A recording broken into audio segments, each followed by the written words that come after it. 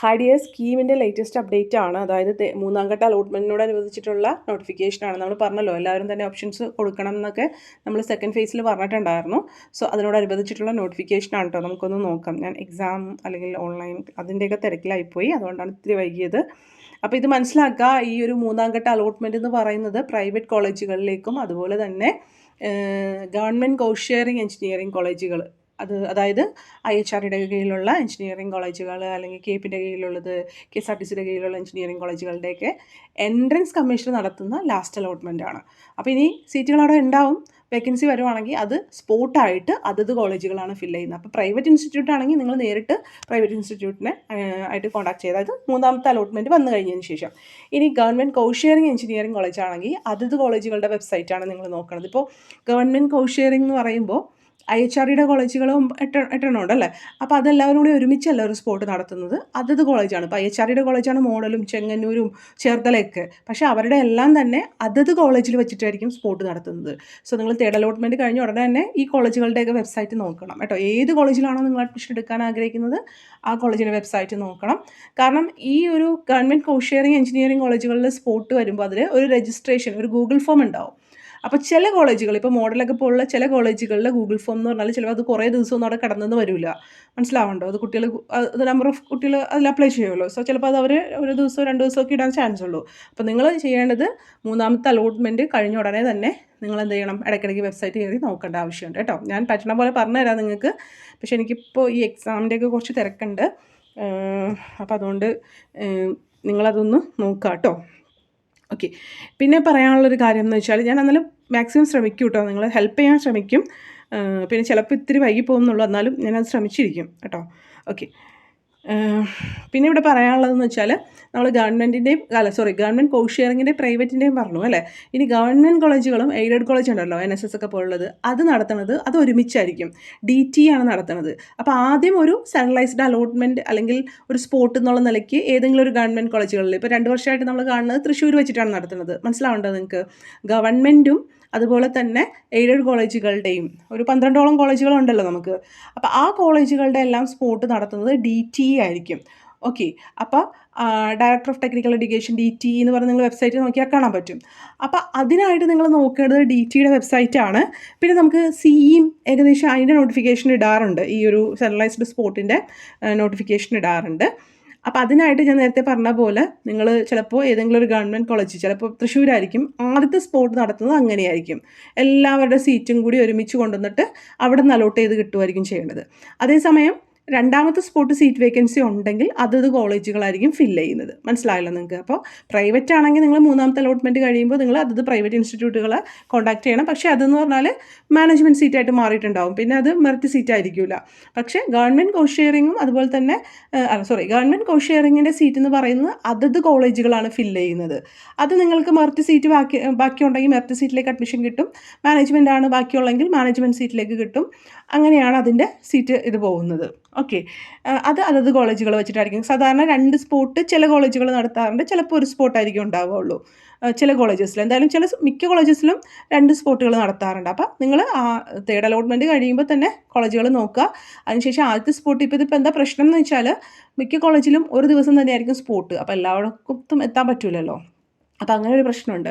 പിന്നെ വേറൊരു കാര്യം, നിങ്ങൾ ഈ ഗവൺമെൻറ് കോളേജിൻ്റെയാണ്, ഗവൺമെൻറ് കോളേജുകളുടെ ആദ്യം DT നടത്തും, പിന്നെ അതത് കോളേജുകളായിരിക്കും സ്പോട്ട് നടത്തുന്നത്. മനസ്സിലായല്ലോ ഇത്രയും. അപ്പോൾ ഈ മൂന്നാം ഘട്ട അലോട്ട്മെൻറ്റ് വരെയാണ് ഇങ്ങനെ ഒരു ഒരുമിച്ചുള്ള എല്ലാ അലോട്ട്മെൻറ്റുകളും എന്ന് പറയുന്നത്. അതിനുശേഷം ഞാൻ ഈ നേരത്തെ പറഞ്ഞ രീതിയിലായിരിക്കും നിങ്ങൾ സീറ്റ് വേക്കൻസി ഉണ്ടെങ്കിൽ എടുക്കേണ്ടത് കേട്ടോ.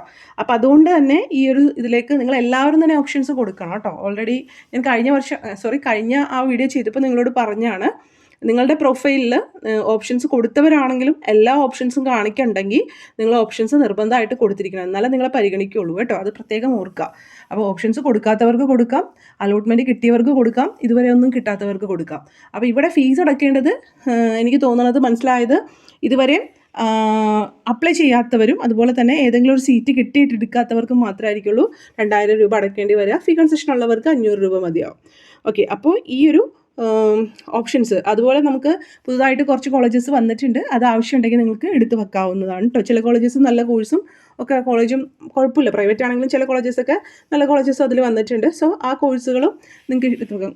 ഓക്കെ, കോളേജ് ഓൾറെഡി ഉള്ളതാണ്. ചില പുതിയ കോഴ്സുകൾ വന്നതായിട്ട് നമ്മൾ കഴിഞ്ഞൊരു വീഡിയോ പറഞ്ഞില്ലേ, അതിൻ്റെ കാര്യമാണ് പറയണത്. ഈ ഒരു PDF-ലും കൊടുത്തിട്ടുണ്ട് ആ കോളേജ് ലിസ്റ്റ്.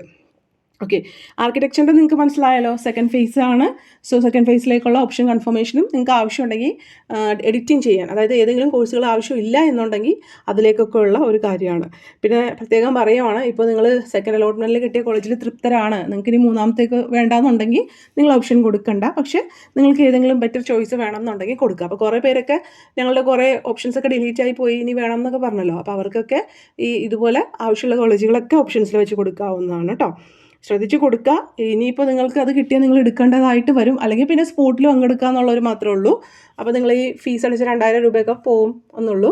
ചിലപ്പോൾ എൻട്രൻസ് കമ്മീഷണർക്ക് അടച്ച ഫീസും പ്രൈവറ്റ് ഇൻസ്റ്റിറ്റ്യൂട്ടുകളിൽ അഡ്മിഷൻ എടുക്കാൻ വേണ്ടി നിങ്ങൾ അടച്ച ഫീസും ചിലപ്പോൾ ആ 10000 രൂപ തിരിച്ചു കിട്ടില്ല. കാരണം ഇത് പ്രൈവറ്റ് കോളേജിലേക്കുള്ള എൻട്രൻസ് കമ്മീഷണർ നടത്തുന്ന ലാസ്റ്റ് അലോട്ട്മെൻറ്റ് ആയതുകൊണ്ട് നിങ്ങൾ അങ്ങനെ എൻട്രൻസ് കമ്മീഷണർക്ക് ഫീസ് അടച്ചിട്ട് ഇപ്പോൾ ഒരു അലോട്ട്മെൻറ്റ് കിട്ടിയിട്ട് പ്രൈവറ്റ് കോളേജിൽ എടുത്തില്ലെങ്കിൽ നിങ്ങളുടെ ആ 10000 രൂപ നഷ്ടപ്പെട്ടു പോകും കേട്ടോ. എടുത്തില്ലെങ്കിലത്തെ കാര്യമാണ് പറയണത്. ഓൾറെഡി അടച്ചവർ ഇപ്പോൾ വീണ്ടും എടുത്തില്ല എന്നുണ്ടെങ്കിലാണ് പറഞ്ഞത്. ഓക്കെ, ഇനി ഇവിടെ പ്രത്യേകിച്ച് പറയണ ഒരു കാര്യം എന്ന് വെച്ചാൽ, ഫീസ് സ്ട്രക്ചർ പുതുതായിട്ട് വന്നേക്കുന്നത് KMCTയുടെ ഫീസ് സ്ട്രക്ചർ എന്ന് പറഞ്ഞാൽ ഗവൺമെൻറ് ഫീസ് ട്യൂഷൻ ഫീസ് ആക്കിയിട്ടുണ്ട്. പക്ഷേ ഒരു സ്പെഷ്യൽ ഫീ എന്ന് പറഞ്ഞിട്ടൊരു 10000 രൂപ അവർ ആഡ് ചെയ്തിട്ടുണ്ട്. അത് മാത്രമല്ല എല്ലാ സീറ്റുകളും എൻട്രൻസ് കമ്മീഷനാണ് ഫില്ല് ചെയ്യുന്നതെന്നും കൂടി അതിൽ കാണിക്കുന്നുണ്ട് കേട്ടോ. ഓക്കെ, പുതുതായിട്ട് ആരംഭിച്ച കോളേജുകളിൽ ചില കോളേജുകൾ പുതുതായിട്ട് ആരംഭിച്ചിട്ടുണ്ട്. മാത്രമല്ലാതെ ചില എഞ്ചിനീയറിംഗ് കോളേജുകളിൽ പുതിയ കോഴ്സുകൾ ആരംഭിച്ചിട്ടുണ്ട്. അപ്പോൾ ചില കോളേജുകളൊക്കെ നമുക്ക് നല്ല കോളേജസിൽ നല്ല കോഴ്സുകളൊക്കെ വന്നിട്ടുണ്ട്. സോ നിങ്ങൾക്ക് ആവശ്യമുണ്ടെങ്കിൽ അതൊക്കെ എടുത്ത് വെക്കാവുന്നതാണ് കേട്ടോ. ആവശ്യമുണ്ടെങ്കിൽ വെച്ചാൽ മതി, നിർബന്ധമില്ല, ആവശ്യമുള്ളത് മാത്രം വെക്കുക.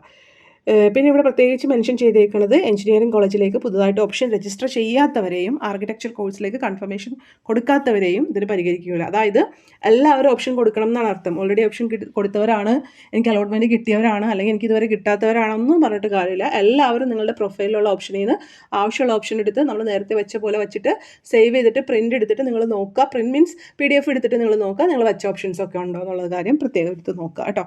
ഇനി ഞാൻ നേരത്തെ പറയണ പോലെ ഇനി വച്ച് കഴിഞ്ഞപ്പോൾ എന്തെങ്കിലും മിസ്റ്റേക്ക് പറ്റിപ്പോയി എഡിറ്റിംഗ് പറ്റുമോ എന്ന് ചോദിച്ചാൽ നിങ്ങളുടെ പ്രൊഫൈലിൽ കയറി നിങ്ങൾ നോക്കൂ. നിങ്ങൾക്ക് പ്രൊഫൈലിൽ എഡിറ്റിംഗ് ചെയ്യാൻ പറ്റുന്നുണ്ടെങ്കിൽ മേ ബി ചിലപ്പോൾ 7ാം തീയതി വരെയല്ലോ ലാസ്റ്റ് ഡേറ്റ് അല്ലേ? അല്ല 7ാം തീയതി വരെയല്ലേ പറഞ്ഞേക്കുന്നത്. സോ ആ ഒരു 7ാം തീയതി വരെ അങ്ങനെ നിങ്ങൾക്ക് നോക്കാം കേട്ടോ. ഇപ്പോൾ ഞാൻ പറയുന്നില്ല എഡിറ്റിംഗ് നിങ്ങൾക്ക് പോസിബിൾ ആയിരിക്കും എന്നുള്ളത്. ഞാൻ പറയണത് എന്താണെന്ന് വെച്ചാൽ 7/8/2025 5 മണി വരെയാണ് ലാസ്റ്റ് ഡേറ്റ്. സോ എന്തെങ്കിലും മിസ്റ്റേക്ക് വന്ന് പോവാതെ നിങ്ങൾ നോക്കുക. ഇനി പോയിട്ടുണ്ട്, എനിക്ക് ഏതെങ്കിലും ഓപ്ഷൻസ് കൂടി വേണമായിരുന്നു അല്ലെങ്കിൽ വേണ്ടായിരുന്നു എന്നാണെങ്കിൽ എഡിറ്റിംഗ് നിങ്ങളുടെ പ്രൊഫൈലിൽ പറ്റുന്നുണ്ടോ എന്നുള്ളത് നിങ്ങൾ തന്നെ നോക്കുക കേട്ടോ. അത് നിങ്ങൾക്കേ അറിയുള്ളൂ, വേറെ ആർക്കും അറിയാൻ പറ്റില്ല. ഓക്കെ, ഇനി ഇവിടെ മനസ്സിലായല്ലോ അല്ലേ നിങ്ങൾക്ക്? എല്ലാവരും ഓപ്ഷൻ കൊടുക്കണം എന്നാണ് പറഞ്ഞേക്കുന്നത്. പിന്നെ എഞ്ചിനീയറിങ്ങിൻ്റെ കോഴ്സിൽ ചില കോളേജുകളിൽ സീറ്റ് കൂടി വന്നിട്ടുണ്ട്. അത് നമ്മൾ കഴിഞ്ഞ വീഡിയോയിൽ പറഞ്ഞായിരുന്നു. ചില കോളേജുകൾ അനുവദിച്ചിട്ടുണ്ട്. അതൊക്കെ സർക്കാർ ഉത്തരവ് പ്രകാരം ഈ നോട്ടിഫിക്കേഷനിലും അത് കാണാം നിങ്ങൾക്ക്, അല്ലെങ്കിൽ കഴിഞ്ഞൊരു വീഡിയോയിലും നമ്മളത് പറഞ്ഞിട്ടുണ്ട്. അതുപോലെ തന്നെ ന്യൂനപക്ഷ കമ്മ്യൂണിറ്റി ട്രസ്റ്റ് കോട്ട, മൈനോറിറ്റി സീറ്റിലേക്കുള്ളൊക്കെ കുട്ടികൾക്ക് ഇപ്പോൾ ഈ ഒരു ആർക്കിടെക്ചറിന് ഓപ്ഷൻസ് കൺഫർമേഷൻ്റെ സമയത്ത് അങ്ങനെ ആവശ്യമുള്ളവർ ആർക്കിടെക്ചറിൻ്റെ കുട്ടികൾക്ക് കൊടുക്കാവുന്നതാണ് കേട്ടോ. അപ്പോൾ ഇത്രയാണ് നോട്ടിഫിക്കേഷൻ വന്നേക്കണം. അപ്പോൾ എല്ലാവരും ഓപ്ഷൻസ് കൊടുക്കുക. അതുപോലെ തന്നെ ആവശ്യമുള്ളത് മാത്രം കൊടുക്കാൻ ശ്രദ്ധിക്കുക. പിന്നെ അതിനുശേഷമുള്ള പ്രൊസീജിയറും കാര്യങ്ങളൊക്കെ കറക്റ്റായിട്ട് ചെയ്യുക. വീഡിയോ ഇഷ്ടമെങ്കിൽ ലൈക്ക് ചെയ്യണേ. Take care, stay blessed. Thank you.